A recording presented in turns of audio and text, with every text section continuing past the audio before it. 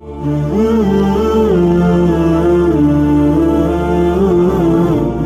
اللہ الرحمن الرحیم۔ شروع اللہ کے نام سے جو بڑا مہربان نہایت رحم کرنے والا ہے۔ السلام علیکم ناظرین، welcome to my YouTube channel Hadia voice کے ساتھ۔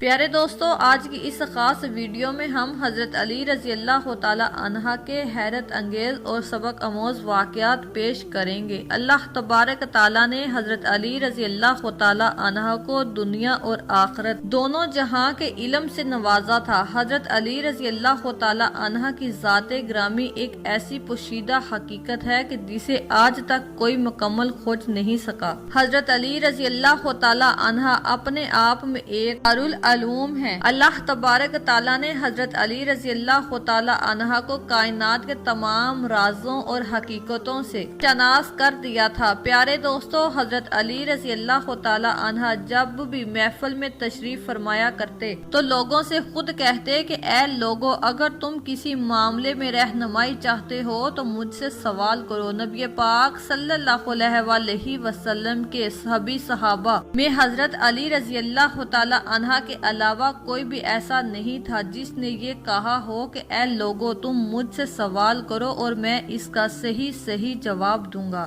پیارے دوستو، صحابہ کے زمانے میں یہودی اسلام کو نیچا دکھانے کے لیے طرح طرح کے مشکل سے مشکل سوالات نکال کر لاتے تھے اور صحابہ اکرام سے پوچھنے کے لیے آتے تھے، تاکہ اگر صحابہ اکرام ان سوالوں کا جواب نہ دے پائے تو وہ مذہب اسلام کو جھوٹا ثابت کر سکے، معاذ اللہ۔ پیارے دوستو، حضرت علی رضی اللہ تعالی عنہ کے پاس ایک یہودی آیا اور اس کو لاجواب کرنے کے لیے ایک سوال کیا، اے علی بتاؤ، وہ کون سی چیز ہے جو ہم تو دیکھتے ہیں پر اللہ تبارک تعالیٰ نہیں دیکھتا؟ اور اس یہودی نے دوسرا سوال کیا کہ آپ کہتے ہو کہ قرآن مجید میں ہر چیز کا علم ہے، تو وہ کیا ہے جو قرآن مجید میں نہیں؟ حضرت علی رضی اللہ تعالی عنہ نے مسکراتے ہوئے جواب دیا کہ اللہ تبارک تعالیٰ کو نہ تو نیند آتی ہے نہ ہی اونگ، اور آپ کے دوسرے سوال کا یہ جواب ہے کہ قرآن مجید میں سب کچھ لکھا ہے لیکن جھوٹ نہیں لکھا۔ سبحان اللہ۔ پیارے دوستو، حضرت ابو بکر صدیق رضی اللہ تعالی عنہ کے بعد جب مسلمانوں نے حضرت عمر فاروق رضی اللہ تعالی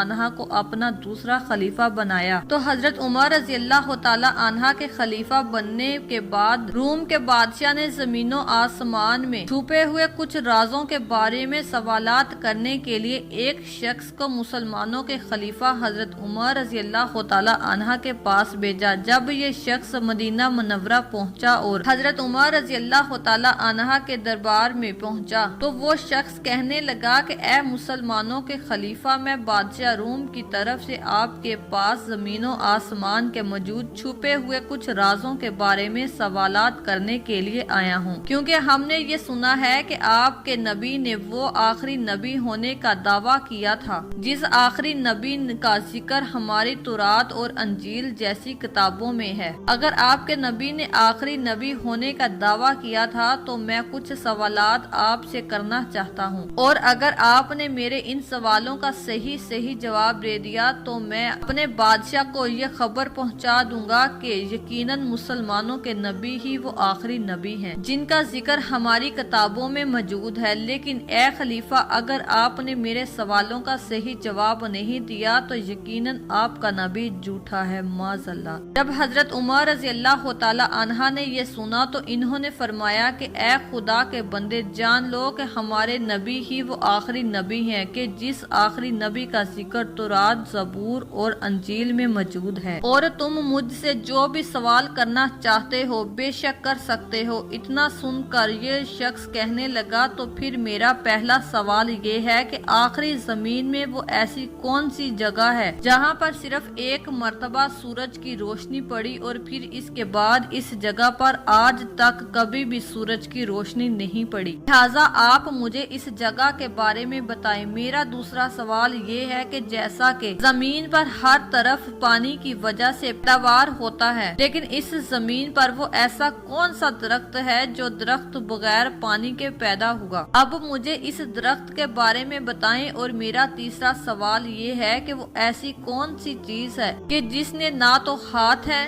نہ پاؤں ہے اور نہ ہی کوئی جسم ہے، بس اس کا صرف منہ ہے۔ اور میرا چوتھا سوال یہ ہے کہ وہ ایسی کون سی چیز ہے جس کے نہ ہاتھ ہیں نہ پاؤں ہیں، لیکن ہاتھ اور پیر نہ ہونے کے باوجود بھی وہ ہر وقت زمین پر صرف چلتی ہی رہتی ہے۔ اسی طرح سے پانچواں سوال یہ ہے کہ آپ مجھے اس پیڑ کے بارے میں بتائیں کہ اگر کوئی انسان گھوڑے کی رفتار سے 100 سال تک اس درخت کے سائے کے نیچے چلتا رہے تو بھی اس پیڑ کا سایہ کبھی ختم نہ ہوگا، لہٰذا آپ مجھے اس پیڑ کے بارے میں بتائیں۔ اسی طرح ایک چھٹا سوال ہے کہ مسلمان لوگ یہ کہتے ہیں کہ جنت میں کھائیں گے پیئیں گے، لیکن کھانے پینے کے باوجود بھی پیشاب پخانہ نہیں کریں گے۔ آپ لوگوں کی اس بات میں اتفاق نہیں رکھتا۔ اگر آپ لوگوں کا اسلام یہ کہتا ہے کہ لوگ جنت میں کھائیں گے بھی اور پیئیں گے بھی، تو مجھے اس بات کی کوئی ایسی عقل مند دلیل دیں کہ جسے سن کر میری عقل یہ بات آسانی سے قبول کر لے۔ اور میرا آخری اور ساتواں سوال یہ ہے کہ آپ مسلمان یہ کہتے ہیں کہ اللہ تبارک تعالیٰ نے جو جنت بنائی ہے تو اس جنت کے دروازے بھی ہیں۔ اگر اس جنت کے دروازے بھی ہیں تو پھر آپ مجھے اس جنت کے دروازوں کے تالا اور چابیوں کے بارے میں بھی بتائیں۔ اس شخص کے ان سوالوں کو سن کر حضرت عمر رضی اللہ تعالی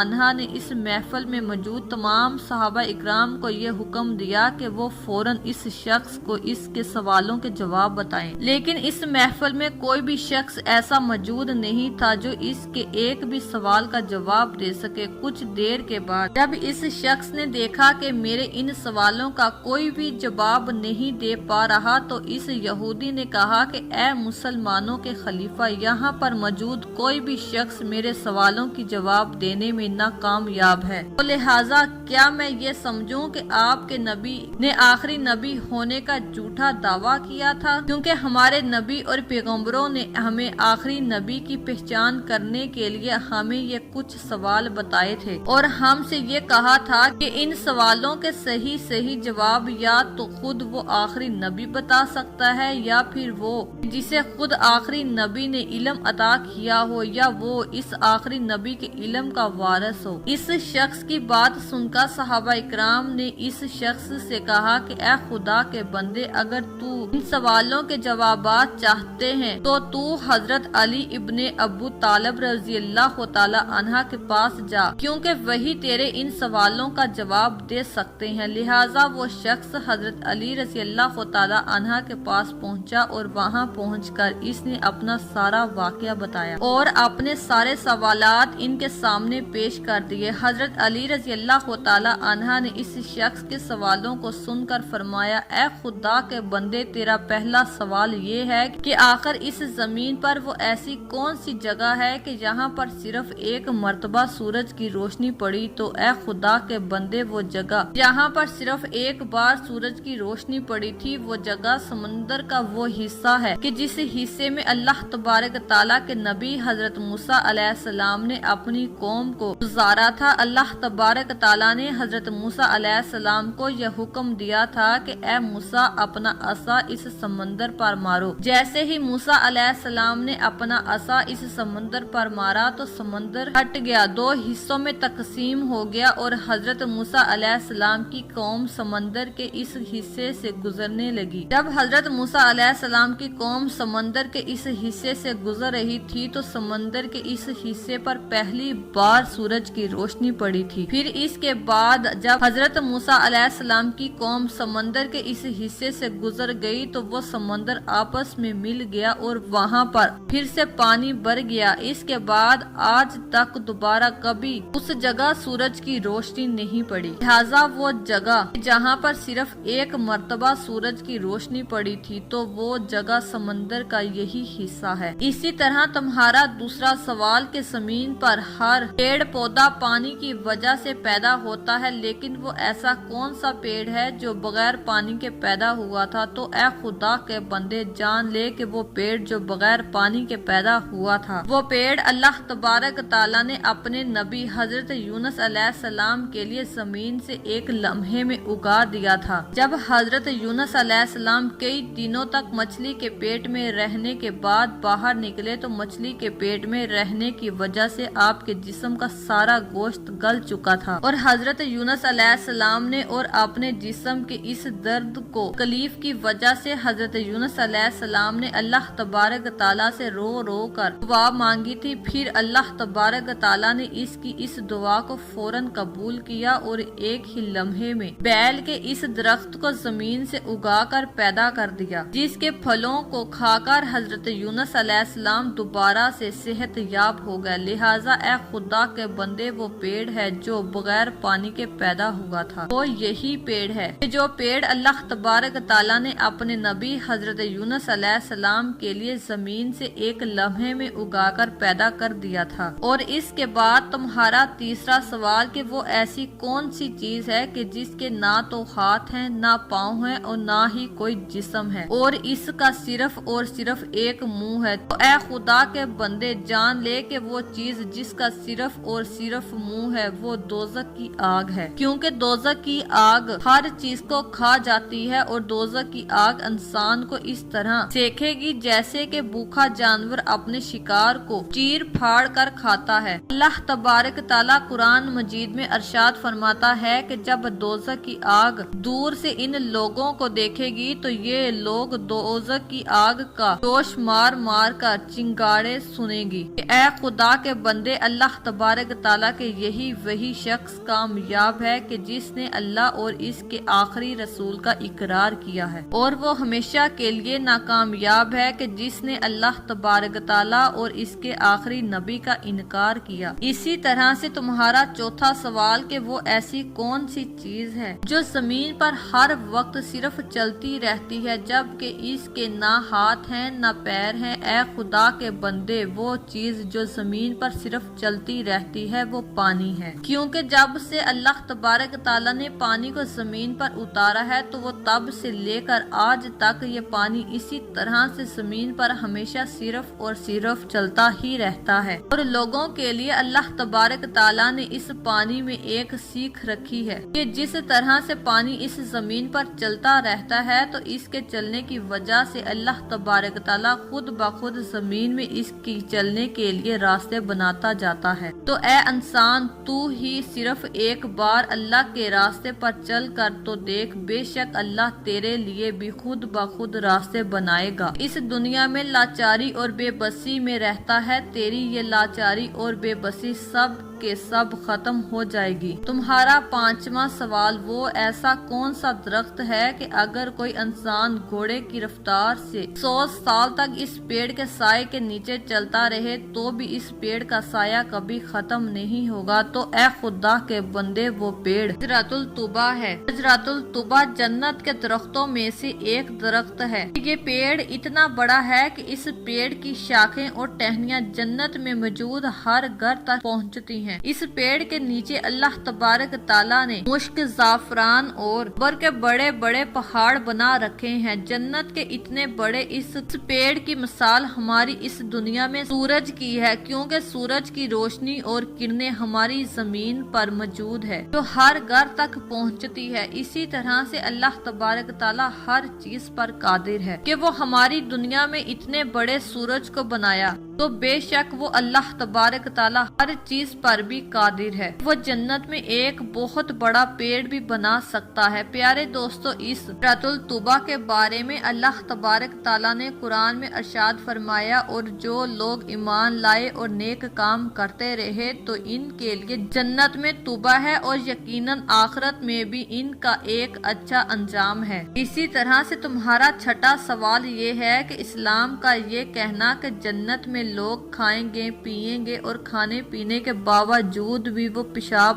پخانہ نہیں کریں گے۔ اے خدا کے بندے، جان لے کہ یقیناً لوگ جنت میں کھائیں گے اور پیئیں گے لیکن وہ سب کام نہیں کریں گے۔ اس کی مثال یہ ہے کہ جیسے ہر بچہ 9 مہینے تک اپنی ماں کے پیٹ میں رہتا ہے، خوراک کی نالی سے کھاتا پیتا رہتا ہے، لیکن ماں کے پیٹ میں 9 مہینے تک کھانے پینے کے باوجود وہ پیشاب پخانہ نہیں کرتا، لہٰذا اے خدا کے بندے جان لے کہ وہ اللہ تبارک تعالیٰ ہر چیز پر قادر ہے۔ اگر اللہ تبارک تعالیٰ نے یہ چاہا کہ جنت میں لوگ کھائیں پیئیں لیکن پیشاب پخانہ نہیں کریں تو ایسا ہی ہوگا۔ تمہارے آخری اور 7ویں سوال کا جواب۔ مسلمان کہتے ہیں کہ جنت کے دروازے پر، لہٰذا اگر جنت کے دروازے ہیں تو پھر تمہیں جنت کے ان دروازوں کے تالوں اور چابیوں کے بارے میں بتایا جائے تو پھر جان لو جنت کے دروازوں کی یہ تالے اللہ تبارک تعالیٰ نے ساتھ شرک کرنا ہے۔ جو کوئی بھی انسان اللہ تبارک تعالیٰ کے علاوہ کسی اور کو خدا بنائے گا اور اس کی عبادت کرے گا تو یقیناً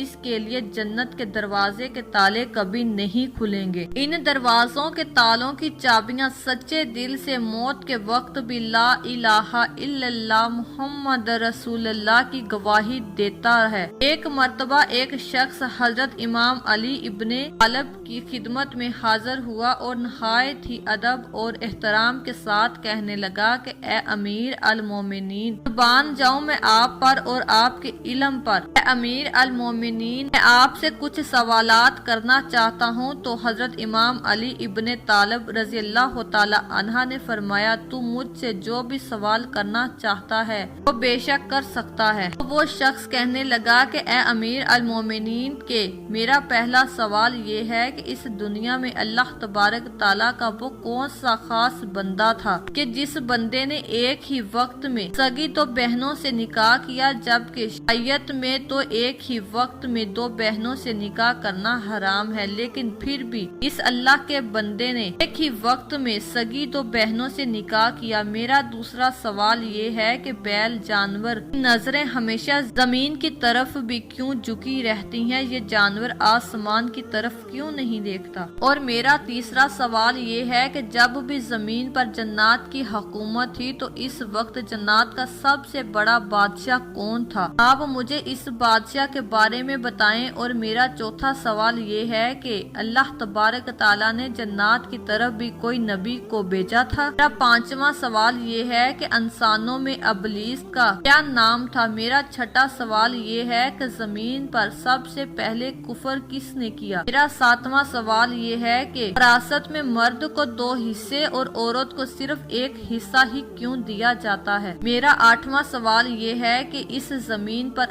حضرت آدم علیہ السلام نے کتنے سال تک زندگی گزاری؟ اور میرا 9واں سوال یہ ہے کہ جب جنت میں حضرت اما حوا علیہ السلام سے اللہ تبارک تعالیٰ کی نافرمانی ہوئی تو اس نافرمانی کے بعد حضرت آدم علیہ السلام کتنے وقت تک آنسو بہاتے رہے؟ اور اس کا اندازہ ہم اس بات پر کس طرح سے لگا سکتے ہیں؟ اور میرا 10واں سوال یہ ہے وہ 5 چیزیں کون سی ہیں جو اس دنیا میں نہ ماں باپ کے پیدا ہوئی؟ حضرت امام علی رضی اللہ تعالی عنہ نے اس شخص کے پہلے سوال کا جواب دیا کہ اے اللہ کے بندے، تمہارے پہلے سوال کا جواب یہ ہے کہ اللہ رب العزت کا وہ خاص بندہ کہ جس بندے نے ایک ہی وقت میں سگی 2 بہنوں سے نکاح کیا تھا وہ اللہ کے نبی حضرت یعقوب علیہ السلام تھے۔ حضرت یعقوب علیہ السلام نے ایک ہی وقت میں سگی 2 بہنوں سے نکاح کیا تھا جن کا نام بار اور راحیل تھا۔ راحیل حضرت یوسف علیہ السلام کی والدہ تھی، لیکن اس کے بعد اللہ تبارک تعالیٰ نے زمین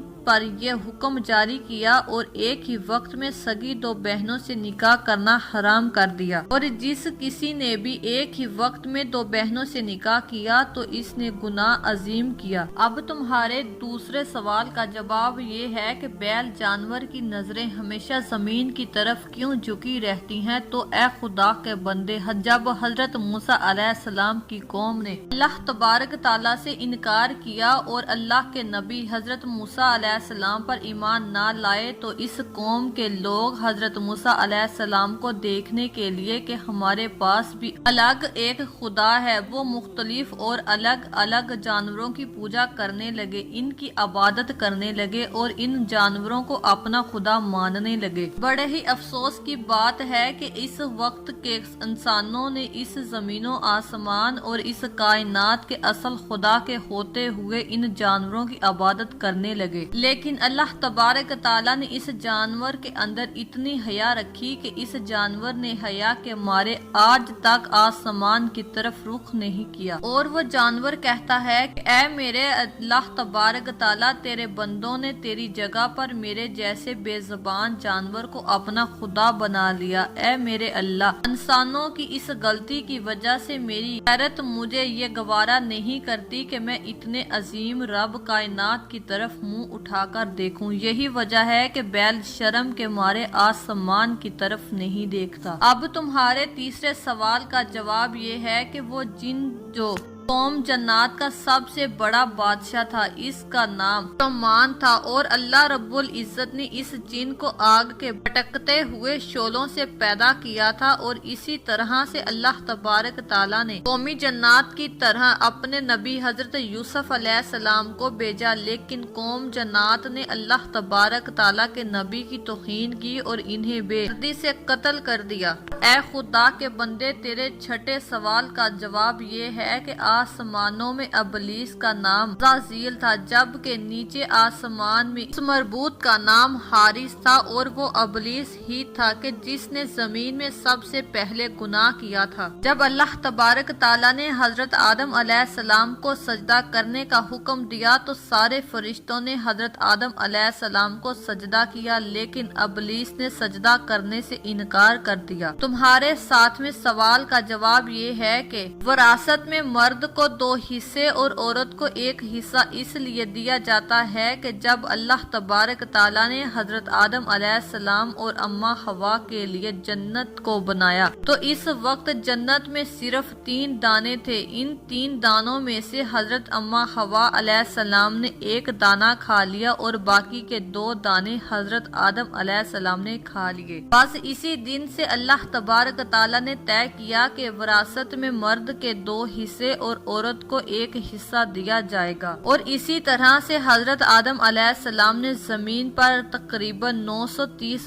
سال کی زندگی گزاری، اور جب حضرت اماں حوا علیہ السلام نے اللہ کی نافرمانی ہوئی تو اس نافرمانی کے بعد حضرت آدم علیہ السلام 100 سال تک روتے رہے، اور حضرت آدم علیہ السلام اس قدر روئے کہ آپ کی دائیں آنکھ سے اتنے آنسو نکلے جتنا پانی دریائے دجلہ میں بہتا ہے، اور بائیں آنکھ سے اتنے آنسو نکلے کہ جتنا پانی دریائے رات سے نکلتا ہے۔ اور میرا 10واں سوال وہ چیزیں جو جن ماں باپ کے پیدا ہوئی، ان میں نمبر 1 حضرت آدم علیہ السلام، دوسری نمبر 2 حضرت اماں حوا علیہ السلام، تیسری حضرت اسماعیل علیہ السلام کی قربانی کے وقت اللہ تبارک تعالیٰ کی طرف سے بھیجا گیا وہ دمبا، چوتھا حضرت صالح علیہ السلام کی اونٹنی، اور وہ 5ویں چیز حضرت موسیٰ علیہ السلام کا عصا ہے۔ پیارے دوستو، غور کرنے والی بات یہ ہے کہ حضرت آدم علیہ السلام صرف ایک غلطی پر اللہ تبارک تعالیٰ کے ڈر کی وجہ سے روتے رہے، لیکن یہ آدم کی اولاد 100 گناہ کرنے پر بھی اللہ تبارک تعالیٰ کے عذاب سے نہیں ڈرتی، لیکن بہت ہی جلد ایک